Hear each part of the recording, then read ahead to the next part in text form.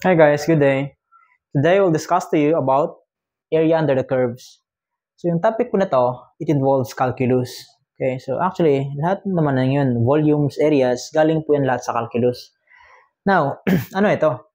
Suppose you have a curve defined by the equation y squared is equal to 4x, and you have this line defined by the equation 2x minus y is equal to 12. Kunin natin ngayon, ano kaya yung area na na-enclose nilang dalawa, okay? So, the area bounded with these two, the curve and the line.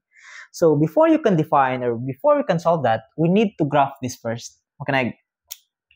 So, starting with this y squared is equal to 4x, okay? Ito po isang parabola which is opening rightwards. Now, tanong, sir, how can we know that this is a parabola opening rightwards? Tingnan nyo lang po kung sino yung nakasquare. Kapag yung nakasquare dyan is y, ibig sabihin nun, it is either opening rightwards or leftwards. Bakit? Kasi, in every value of x, you have two values of y. Okay? So, plus minus po yan. Okay? So, kumbaga, 1 sa taas, 1 sa baba. Okay? So, that's the reason why. Now, to confirm whether it is opening rightwards or leftwards, okay, tingnan nyo lang po yung latus rectum niya. Yun po, yung coefficient ng variable in first degree, okay? So, ito po si x, okay? So, kapag positive po yan, matic, it is opening rightwards, okay? Now, how about this 2x minus y is equal to 12, okay? So, this is just a line wherein yung slope po niyan is positive, okay? So, increasing po yan. Sir, how? Negative naman yan. Okay, for example, nilipat mo yung y na yan. Okay, so mangyari, that is simply y is equal to 2x minus 12. Ito, lipat mo dito, yung 12, lipat mo sa kabila. Okay? So in short, this is an increasing line. Papunta siya dun. Okay? So to start with this, yung parabola po na yan, ito po yun siya. Okay? Parabola po na yan, ito po yun siya. Yan. Okay? Of course, okay, yan siya. Okay? Yan po yung parabola mo. This is your y squared is equal to 4x. Okay? Now, sir, paano ko naman i-graph yung line? Okay? Actually, may technique po dyan. Okay? So, yung gawin mo, it's either kunin mo muna yung intercepts niya, okay? Or kunin mo na agad yung points of intersection. Now, may tip ako dyan. Makinig. Pag dumaan ka dito sa intercepts niya, okay? In short, kukunin mo yung x tsaka y intercept. So, to start with, let's say, what is the value of the y-intercept? Pag sinabing y-intercept, yan po yung value ng y when x is equal to 0. So, gagawin mo lang, takpan mo lang yung x, okay? Kasi nga, 0 yan. Wala siyang silbi, kumbaga, okay? So, therefore, when x is equal to 0, y is what? Matik po yan, that is negative y is equal to 12 or simply y is equal to 12. So, kumbaga, andito yun sa baba, okay? Now, yan po yung value ng y, okay? Kapag yung x mo is 0, okay? So now, how about the x-intercept?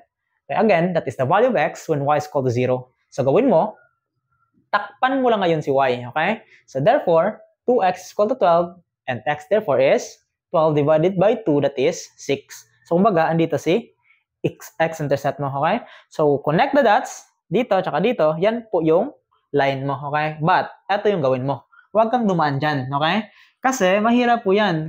Baka mamaya, hindi mo ma-visualize na doon pala sila nag-intersect, okay? So, hindi scale naman kasi yung drawing natin. Now, gawin mo na lang, ganito. Kunin mo yung tinatawag natin na PI. Ano yung PI, sir? Okay? Yun po yung points of intersection. Later, you'll appreciate this one. Why? Because this will become the limits of our function, okay? Kapag nag-integrate na tayo. So, the points of intersection, ano po yun? Intersection. Okay? So now, makinig. Tingnan mo ito, okay? Y squared is equal sa 4x. Yan po yung parabola, okay? Now, how about this one? That is simply 2x minus y is equal to 12. Now, ano yung value ng y na yan? Yung y, therefore, ilipat mo to sa kabila, that is simply 2x, mariretain, eto, lipat mo din, magiging negative. So, y therefore is simply 2x minus 12. Now, ano gagawin? Eto, isalpak mo to dun. Substitute mo, okay? So, gawin mo na lang, y squared is equal sa 4x. Kaso yung y ko is simply 2x minus 12 equals 4x. Tama? Naka-square po yan. Kasi, eto yung value ng y mo, okay? So, now, gawin mo, using your calculator, pag in-shift solve mo yan, okay, you're looking for the value of the roots, okay? So, kung ma-notice mo, may dalawang value ka dyan. That is x1 and x2, okay? So now, ano kayong value nan? 2x minus 12 squared 4x. That is simply 4 and 9, okay? Yan po yung mga roots niyan, okay? So, kumbaga, nag-intersect sila yung curve tsaka line at x equal to 4 and x equal to 9, okay? So now, after mo ma-solve yung x na yan, you also need to solve for the value of y. Now, ano kayang value ng y kapag yung x ko is equal to 4? Gawin mo, eto, either i-substitute mo dito or dito. Wala yung pinagkaiba, okay? So kahit saan ka dyan dumaan, same pa rin yung sagot. Makinig. What is the value of y on x equal to 4? Makinig. 4 times 4, that is simply what? That is 16, okay? So square root of 16 is magiging 4, okay? Now, therefore, when x is equal to 4, okay? When x is equal to 4, y is also 4, okay? Actually, plus minus po yan, okay? Ito siya lang kaya i-blue ko, okay? So, y therefore is simply plus minus the square root of 4x, okay? So, makinig. When x is equal to 4, 4 times 4, that is 16. So, square root of 16 is plus minus 4 actually yan, okay? So, now, makinig. What if yung x ko naman is 9? Yung mangyari, 4 times 9 is what? That is 36. So, in short, the value of y therefore is what? Y is simply plus minus the square root of 36, that is 6, okay?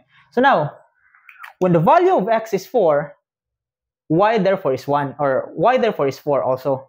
Now, when the value of x is 9, the value of y is 6, okay? So, kumbaga, ito po yung mga points of intersection niya. Now, paano yan i-plot, okay? Makinig. X is equal to 4. 1, 2, 3, 4. Ito po yun, okay?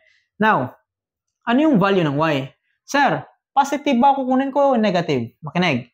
Yung line po natin is increasing, okay? So, kumbaga, kung ito po yung 4 na x, okay? Ito po yung 4 na x, malamang yung kunin mo dyan is yung negative, okay? So, kasi, andito yan sa baba, okay? Andito yan siya sa baba, okay? Ito po si negative 4, okay? Now, how about x is equal to 9, okay? When x is equal to 9, 1, 2, 3, 4, 5, 6, 7, 8, 9, andito si 9. What is the value of y?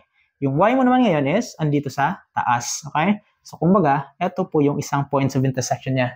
Now, connect the dots, okay? Ito na po yung line mo, okay? Ito na po yung line mo. Okay? Now, ano yung goal natin dito, okay? Yung goal natin dito is kunin yung area under the curve, okay? So, you have two options actually. It's either you can use the horizontal strip or the vertical strip. Now, tanong, here in this case, ano gagawin natin? Are we going to use horizontal strip or vertical strip? Now, please take note of this. Before ka mag-decide kung anong strip yung gagamitin mo, okay, tingnan mo muna, okay? Dapat may continuity yung strip. Yung principle ng calculus actually, chop-chopin mo siya ng pinong-pino, okay? Then, lagyan mo ng integral. Because, yung integral na to is just equal sa summation, okay? So, kumbaga, chop-chopin mo siya ng pinong-pino, then add it all up, okay? So, yan po yung principle ng integral calculus. Now, here in this case, wag na wag kang vertical strip. Kasi kung mag-vertical strip ka, okay, tandaan nyo lang lagi, dapat yung strip mo nakakonect lagi yan sa dalawang curve, okay? So, the upper and the lower, okay? So, okay yan. Kasi kung mag-vertical strip ka dito, okay, yung isa, yung upper strip mo, for example, ito siya. Okay. Yung upper strip mo, nakakonect dun sa parabola. Yung bottom strip mo, nakakonect sa line. Okay? Now, what if pagdating mo sa point na to? Pagdating mo sa point na to, okay? Pagdating mo sa point na to, okay? As you move to the left, yung mangyari, yung strip mo is nakakonect sa parabola. Parabola yung upper, parabola yung lower. So, magka-cancel out silang dalawa. Okay? So, wala kang mapapala dyan. Okay? But of course, may technique din dyan. Okay? Now, para hindi ka na mag-compute ng dalawang area, okay? Gawin mo, mag-horizontal strip ka. Okay? Ito po yun siya. Okay? Now, yung thickness po niyan is dy. Okay? Yung length po niyan is what we call the x. Okay? So, ano po yan siya? Makinig. Yung strip po na to, okay? Dahil sa sobrang nipis niyan, okay? Yung figure na yan is parang rectangle. Wherein, yung area niya is just the length times the thickness. Okay? So now, from the y-axis, papunta sa point na to, sa isang end ng strip, yung tawag po dyan, yan po yung x ng parabola. Okay? Now, mula naman sa y-axis, papunta sa point na to, okay? Yan po yung magiging x ng line. Okay? So now, makinig. Kung ito yung x ng line, tsaka ito yung x ng parabola, what's the value of this x? Ito ba yung difference ng x ng line minus x ng parabola? Yes, okay? So therefore guys, okay? Therefore guys, your differential area dA, okay? Ito po yung strip na to, okay? Again, dahil sa sobrang nipis niyan, okay? That is just a rectangle, okay? So, lagyan mo lang. Integral. The rectangle is just length times width, wherein yung length mo is x, yung width mo or yung thickness mo is dy, okay? So now, ano gagawin? Yung x mo therefore, okay, is just the difference between an x ng line, okay, minus the x of the parabola times dy. Now, paano mo yan kukunin, okay? So, tandaan mo lang, yung x ng line mo, okay, yung x ng line mo is dito mo kukunin, okay? So, 2x minus y is equal to 12. Therefore, 2x is just 12 plus y. And x, therefore, is just 12 plus y over 2. Okay? Kumbaga, nilaro mo yung equation na to. You're looking for the value of x. Okay? Now, ano yung x ng line? Okay? Now, yung x ng line is just 12 plus y over 2. Ano naman yung parabola? Okay? Yung x ng parabola mo is dito mo kukunin. Okay? So, therefore, 4x is just equal sa y squared. Now, x is just y squared over 4. If we're gonna divide both sides by 4, okay, x therefore is just y squared over 4. Yan po yung x ng parabola. Okay? So, x ng parabola is just y squared over 4. Okay? Times dy. Now, ano yung limit? Tandaan, you are integrating along y kasi nga naka-dy ka. Okay? So, gawin mo, magsimula ka dito, papunta dito sa taas. So, yung limit mo is, kunin mo yon mula dito sa points of intersection. That is, negative 4 up to 6. Negative 4 up to 6. Okay? Tandaan nyo lang guys, once mag-meet yung integral na yan, tsaka yung differential d na yan, mag-cancel out po yan. Okay? So, therefore, your area is just what? Okay? Pag in-input mo ito sa calculator, okay? Pag in-input mo ito sa calculator, yung area niyan is just simply 125 over 3. Okay? That is the answer. Okay? Thank you.